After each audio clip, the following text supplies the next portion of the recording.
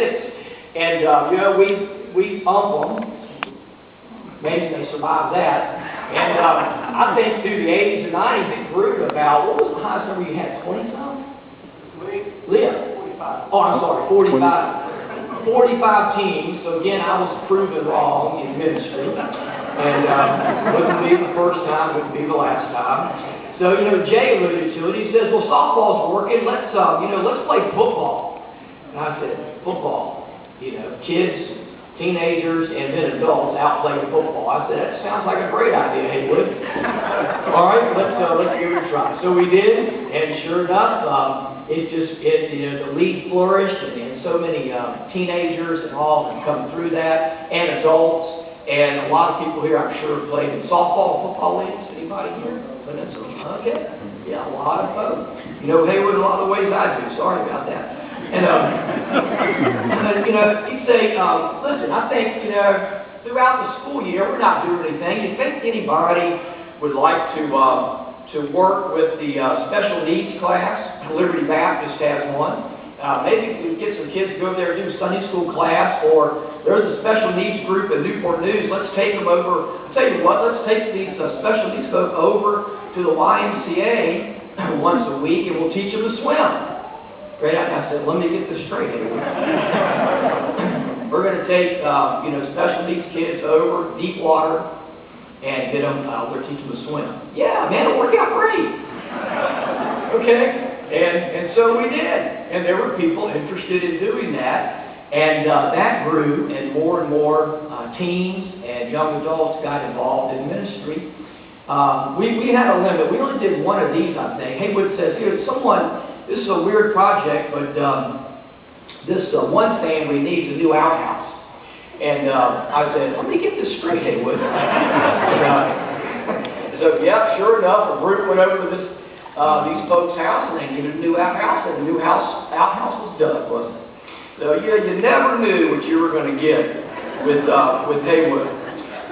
There was a couple of things I was sure I was going to wear today, or not wear. I can't speak about Mike Haywood. There's no way I'm coming to Haywood's retirement and wear a tie.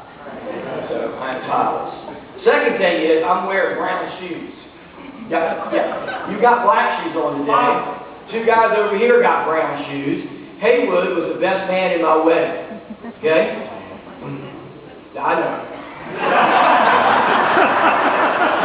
So, you know, 6 o'clock wedding, formal, you know, attire, black tuxes. I did convince Haywood to get his tux.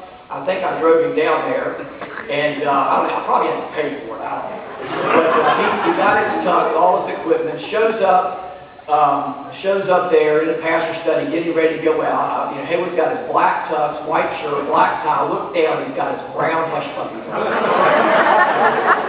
I said, Haywood, man, you can't wear brown shoes.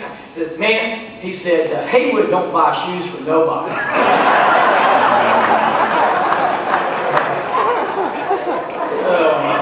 Same ones he wore in my wedding. Yeah. And he said, if I don't wear brown shoes, Cliff Bowen and Steve Hayes are going to kill me because I wore them in their wedding too. So one of the best ones, I don't know if it was the early, mid-'80s, early 90s, Haywood says, great idea. Got another idea. Bring it on. He said, let's see how many people want to meet at my house like at midnight on Thanksgiving night. And I said, all right, what are we going to do? He said, well, we're going to drive 4 hours to Rag Mountain. And if we time it just right, we'll get to Rag Mountain. We're going to hike up the mountain 2 hours, 5 miles, straight up this mountain. And if we're lucky, we're going to get up there and see the sunrise. And I said, yeah, what are we going to do then? He said, well, we're going to come back down and go home. And I said, so let me get this straight.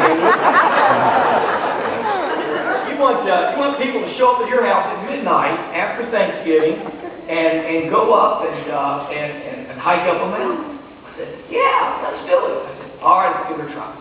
So sure enough, we took a van full up to Rag Mountain, got up there in time, 3 or 4 in the morning, walked up to the top, got up there in time to see the sunrise, and walked back down. And I think I was stupid. I mean, I think I did that like 2 or 3 times. Haywood meant a lot to a lot of people. I know that, and people said some nice things about him today, and doggone it, because I'll have to as well. But Haywood's meant a lot to me, and we have been friends a long, long time. Haywood is one of the most positive guys I've ever met. He is a positive guy. He sees the good in people. He sees the good side of an opportunity, of an event. Nothing's impossible with God, with Haywood, and that's had a big influence on my life. Haywood's an encourager.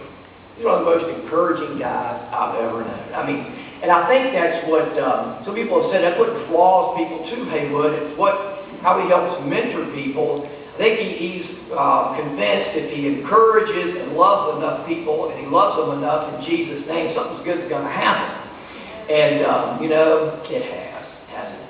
It's good people. And Haywood's always been that way. And Haywood, I'll think of the word authentic. Haywood is authentic. What you see is what you get. And he hasn't changed, ever since I've known him. I've tried for 35 years, and he has not changed. But he's an authentic, great guy. I love Mike, and he knows that I'll always be there until he really needs something. And there's no way Haywood's retiring. I know that's not true. It's just an easy way for Chuck not to pay me anymore. He'll still be doing stuff. And so, Haywood, I love you. And, it's been great. And we've got 35 more years to go, I'm sure. Thank you.